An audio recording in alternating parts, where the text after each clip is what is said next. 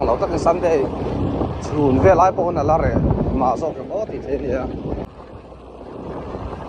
còn ai do không phải chung thì mình xin có căn tầm chắc cái về mà mình xin tầm nắp tiếng à hiện hun hoa về thì à phèn phai tóc lâu hiểu tầm em à